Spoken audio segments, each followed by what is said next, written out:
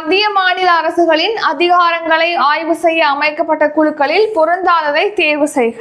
Answer option D Verma குழு. So Rajamannar குழு, சர்க்காரியா குழு, புஞ்சி குழு இதெல்லாமே பார்த்தீங்கன்னா மத்திய மாநில அரசுகளோட அதாவது 2 அரசுகளுக்கு இடையிலான அதிகார பகிர்வு ஆய்வு செய்வதற்காக தொடங்கப்பட்டதான் இந்த 3 குழுவும்.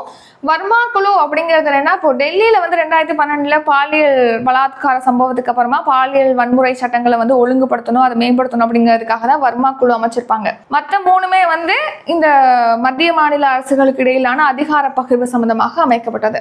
ஸோ ராஜமன்னார் குழு அப்படிங்கிறது நம்ம தமிழ்நாடு மாநில அரசு சார்பில் 1969ஆம் ஆண்டு தமிழ்நாட்டுக்கும் மத்திய அரசு, அதாவது மத்திய அரசு மாநில அரசுக்கு இடையிலான அதிகார பகிர்வு தொடர்பாக ஆய்வு செய்யறதுக்காக அமைச்சிருப்பாங்க. இது 1971 அவங்க அறிக்கையை சமர்ப்பிச்சிருப்பாங்க ராஜமன்னார் குழு. இது 2 சர்க்காரியாவும் புஞ்சி குழுவும் மத்திய அரசால் அமைக்கப்பட்டது. மத்திய மாநில அரசுடைய அதிகார பகிர்வு சம்பந்தமா ஆய்வு செய்யறதுக்காக சர்க்காரியா குழு 1983 to 88 வரைக்கும், புஞ்சி குழு 2007 to 2010ஆம் ஆண்டு வரைக்கும் அமைச்சிருப்பாங்க.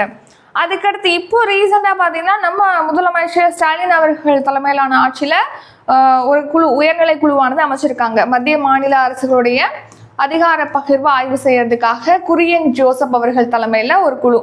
இதுல பாத்தீங்கன்னா 2 உறுப்பினர்கள் இருப்பாங்க. ஓய்வு பெற்ற IAS ஆபீசர் அசோக் வர்தன் ஷெட்டி, அப்புறம் தமிழ்நாடு மாநில திட்டக்குழுவுடைய முன்னாள் துணைத் தலைவரான மு நாகநாதன். இவங்க 2 உறுப்பினர்கள். தலைவர் குரியன் ஜோசப்.